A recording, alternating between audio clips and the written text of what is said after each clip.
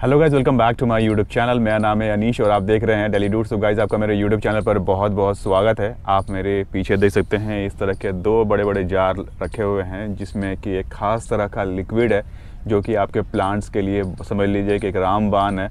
अगर आप in liquids का यूज़ करते हैं प्लांट में तो प्लांट बहुत ही जल्दी ग्रो करता है, हेल्दी रहते हैं। तो इसी पर आज का वीडियो होने वाला है। आज मेरे साथ होने वाले हैं प्रवीण मिश्रा जी, जो बताएंगे कि आखिर ये तैयार कैसे किया जाता है। डिटेल में बात करने वाले हैं इस पर्टिकुलर लिक्विड के बारे में। तो वीडियो को लास्ट तक देखना बिल्कुल मत भूलिएगा। आप मेरे चैनल पर नए आए हैं तो चैनल को सब्सक्राइब कर लीजिएगा। आप मुझे इंस्टाग्राम पे भी फॉलो कर सकते हैं। इंस्टाग्राम की आईडी आपको स्क्रीन पर देख रही होगी। तो चलिए ये वीडियो स्टार्ट करते हैं और बात करते हैं प्रवीण मिश्रा जी से और जानते हैं इन लिक्विड का राज। सम्मानित नागरिकों, नमस्कार। मैं प्रवीण मिश्रा पुनः उपस्थित हो गया हूं डेली ड्यूट्स चैनल पर और आज बात चलेगी कचरे के मैनेजमेंट के बारे में। यदि आप कचरे को फेंकने के लिए शर्म महसूस करते हैं तो मैं सिर्फ और सिर्फ एक ही बात कहना चाहूँगा कि कचरा फैलाते आपको शर्म नहीं आती। और इसी शर्म और लिहाज से आगे निकलकर हम लोग बातचीत करेंगे कि बहुत आसान तरीके से अपने घर में, बालकनी में, टेरेस में और यदि अर्बन फार्मिंग कर रहे हैं तो अपने किसी भी छोटी सी बागवानी की कुटिया में भी आप कचरे का बहुत अच्छे तरीके से मैनेजमेंट कर सकते हैं। और इस लिहाज से जानना बहुत ज़रूरी है क्योंकि शहर में गंदगी का बोलबाला हो रहा है और कहीं ना कहीं हमारे घर तक भी वापस प्रदूषण रूपी विकराल पहुंच रहा है। जब आप बातचीत करते हैं आस पड़ोस के लोगों से और ये बात करते हैं कि कचरे में हम क्या कुछ फेंकें, क्या कुछ रखें और क्या कुछ का कंपोस्ट बना लें या एंजाइम बना लें, तो मैं आपसे एक बात और कहना चाहूँगा कि व्हाट नॉट, क्या कुछ नहीं। जो कुछ भी आपके पास ऑर्गेनिक मैटर है और शहर में कचरा फैला रहा है, आप उन सभी कचरे को एक सिस्टम देते हुए आप कंपोस्टिंग और बायो एंजाइम बना सकते हैं और अपने पौधों के लिए बहुत ही उत्तम किस्म का पोषक तत्व तैयार कर सकते हैं। तो आइए देखते हैं कि हमारे पास क्या कुछ है। और इस पूरी गमले में आप देखेंगे तो हमने अपने घर से निकलने वाले कचरे में से ज़्यादातर ऐसे वेस्ट जो अब हम कहीं ना कहीं फेंक देते या कंपोस्ट बिन में डालते और कंपोस्ट बिन में बहुत ज़्यादा लिचिड बन जाता और लिचिड के बाद कीड़े और कीड़े के बाद दुर्गंध और दुर्गंध के बाद आपको संभालना मुश्किल हो जाता। इन्हीं सारी तरकीब को बहुत नज़दीक से देखते हुए एक समाधान लेकर प्रस्तुत करते हैं और ये समाधान है इस तरह के बोतल में। लगभग आपके पास इस तरह का 20 लीटर का बोतल होना चाहिए और इस बोतल में आप जब इस थोड़े थोड़े टुकड़े जब आपके पास बचते रहते हों लिक्विड फॉर्म में, दूध है, मलाई है, आपके पास फल है, सब्जियों के छिलके और ऐसे छिलके हैं जो बहुत ज़्यादा पानी रिड्यूस करते हैं, बहुत ज़्यादा मात्रा में जल उसमें से निकलता है और बहुत कचरे के बिन में कहीं ना कहीं समस्या उत्पन्न करता है। तो इन सभी चीज़ों को लेकर हमने प्रस्तुत किया है इस तरह का एक मॉडल जिसमें आप आसानी से कचरे का बायो एंजाइम बना सकते हैं और ये भी उत्तम किस्म का आपके पौधों के लिए पोषक तत्व है। आइए सबसे पहले लेते हैं इस तरह का एक बोतल जार जिसमें इस तरह का टैप लगा हुआ हो और ये ज़रूरी भी है क्योंकि जब आप कचरे का मैनेजमेंट करेंगे तो आपका ये लिक्विड निकल के काम भी आए, ऐसा भी इंतज़ाम होना चाहिए। और जब हम धीरे धीरे चलेंगे, सिस्टम को समझते हुए चलेंगे तो आप देखेंगे कि जो बहुत मुश्किल और चुनौती भरा काम है कचरे का मैनेजमेंट, कंपोस्टिंग, बायो एंजाइम बनाना, वो भी आसान होने लगेगा। और इस आसान के लिए बोतल कम से कम 20 लीटर तक का ले लीजिए। आप छोटा बड़ा भी कर सकते हैं, यदि आपके पास छोटा है तो उसी फॉर्मेट में आप कम ज़्यादा कर सकते हैं। 20 लीटर के बोतल में आपको डालना है लगभग 10 लीटर तक पानी। 1 लीटर का बोतल है, ऐसे ही आप तौल लें, नाप लें या फिर इसमें से हाफ पानी भर दें। और पानी भरने के बाद आप देखेंगे कि इसके साथ ही ये सारा सिस्टम शुरू हो जाता है। जैसे जैसे हम लोग इस तरकीब को समझेंगे, जानेंगे और इस पानी को भर लेंगे तो पानी के भरने के साथ ही आपका ये मैनेजमेंट शुरू हो जाएगा। और यदि आपके पास पहले से ही ऑलरेडी कोई ऐसा स्टफ़ है, ऐसा आइटम है, ऐसा प्रोडक्ट है जो अपने आप में मॉइस्चर लेकर चलता है, जैसे दूध है, मलाई है या बहुत सारे ऐसे प्रोडक्ट हैं, तो इस पानी को आप कम ज़्यादा भी कर सकते हैं। अगले चरण में हम बात करते हैं कि हमें करना क्या है।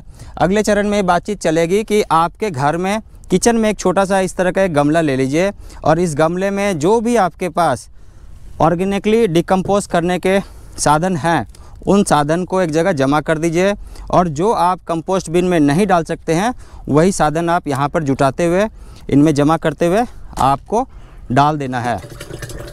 ये काम आप थोड़े थोड़े टुकड़े में भी कर सकते हैं। इस काम को करने के लिए आपको अलग से कुछ भी नहीं सोचना है।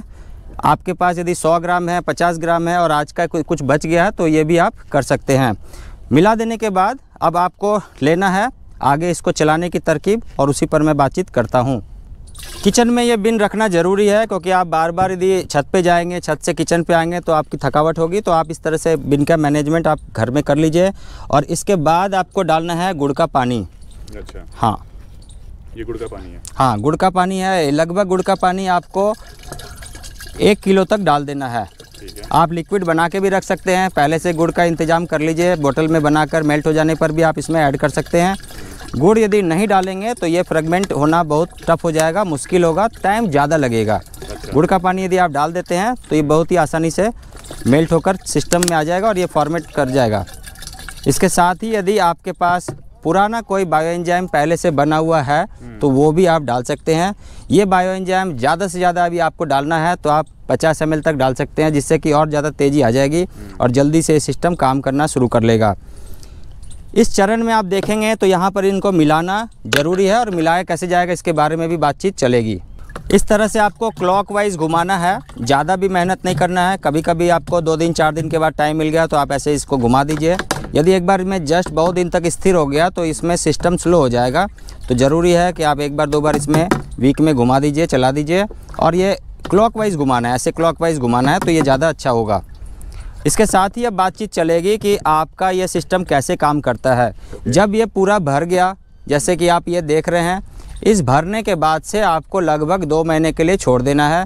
जिस दिन ये पूरा भर जाएगा, यहाँ से आपको एक डेट लिख देना है किसी बोतल में, बॉटम में भी लिख सकते हैं, मार्कर से भी लिख सकते हैं, और 2 महीने के लिए छोड़ दीजिए, निश्चिंत हो जाइए।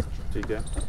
2 महीने के बाद आप देखेंगे कि ये लगभग ऊपर से थोड़ा सा कम हो गया, और यहाँ पर आप देखेंगे ऊपर का भाग लगभग 20% ट्रांसपेरेंट हो गया, बीच का मिक्स्ड हो गया, और बीच नीचे देखेंगे तो थोड़ा सा ज़्यादा लिक्विड बना हुआ है। तो आप मान के चलिए कि जो भी डिकम्पोजिशन का प्रोसेस है वो लगभग कंप्लीट हो जाएगा। और उसके बाद आपको इस टैप से निकाल कर अपने लिए, अपने पौधों के लिए छान कर और स्टफ़ तैयार कर लेना है। जब ये स्टफ़ तैयार हो गया, इसके बाद 1 लीटर नॉर्मल पानी में 100 ml मिलाना है इस लिक्विड को, और अपने पौधों में दे सकते हैं। बहुत ही उन्नत किस्म का पोषक तत्व। ये फॉर्मूला फिर से बताइए, कितना लेना है? हाँ, सबसे पहले आपको जब 2 महीना हो जाए, इस पूरे को छान लीजिए यहाँ से बोतल से। छानने के बाद जो आपका कंसनट्रेट पार्ट निकलेगा, इस पार्ट में से 100 ml 1 लीटर नॉर्मल पानी में मिलाना है, और उसमें आपको पौधों को देना है। पौधों को देना कौन से पौधों को है ये भी समझिए। जो पौधे आपके 21-22 दिन से आगे निकल गए, 2 पत्ते नए आ गए, पौधा बिल्कुल सेट हो गया और पोषक तत्वों की अब ज़रूरत है, तो आप ऐसे पौधों को देंगे। यदि आपने कोई पौधा नया लगाया हुआ है और अब पौधा सेट नहीं हुआ है, जड़ से पकड़ा नहीं है, ऊपर 2 पत्ते नए नहीं आए हैं, तो आप बिल्कुल भी ना डालें, वरना आपका पौधा डेड हो जाएगा। ठीक है।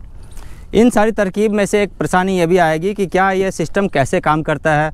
तो किसी भी तत्व को हम डिकम्पोज करने के 2 फार्मूले में जाते हैं। पहला तो एक सिस्टम होता है कि हवा के संपर्क में, दूसरा एक सिस्टम होता है एयर प्रेशर से। तो हमने यहाँ पर बनाया हुआ है जो सिस्टम है वो है हवा के संपर्क में भी और एयर प्रेशर से, दोनों तरीके से बनाया है। जिसमें आप देखेंगे कि इस बोतल में जब भी हम खोलते हैं, निकालते हैं और घुमाते हैं तो फंगस आना शुरू हो जाता है, और यही फंगस बनकर इसे पूरा डिकम्पोज करना शुरू कर देता है। सावधानी के लिए है कि जब भी आप हैंडल करेंगे, ग्लव्स पहन लें, मास्क पहन लें, और हो सके तो आप चश्मा या गॉगल्स भी लगा लें, जिससे कि कोई भी कण आपको इन्फेक्टेड ना करे। ज़्यादा जानकारी के लिए और भी बता रहा हूँ कि आपके पास क्या नहीं डालना है। सिट्रस कोई भी फूड आप ना डालें, जैसे संतरे के छिलके, नींबू का छिलका और इस तरह की कोई भी चीज़ ना डालें। ठीक है। इसके अलावा आपके पास यदि प्याज और लहसुन का भी छिलका बचता है किचन में, तो आप इनको अलग जगह इस तरह से बोतल में बना सकते हैं। बोतल में आप ये बड़े फॉर्मेट में भी बना सकते हैं, जिसमें हमने तैयारी पहले से कर रखा है। अब ये जैसे ही भर जाता है बोतल, फिर हम बड़े फॉर्मेट में चले जाते हैं और उनको वहाँ पर अलग से बनाते हैं, जो कि अगले वीडियो में आपको बताया जाएगा इसके बारे में।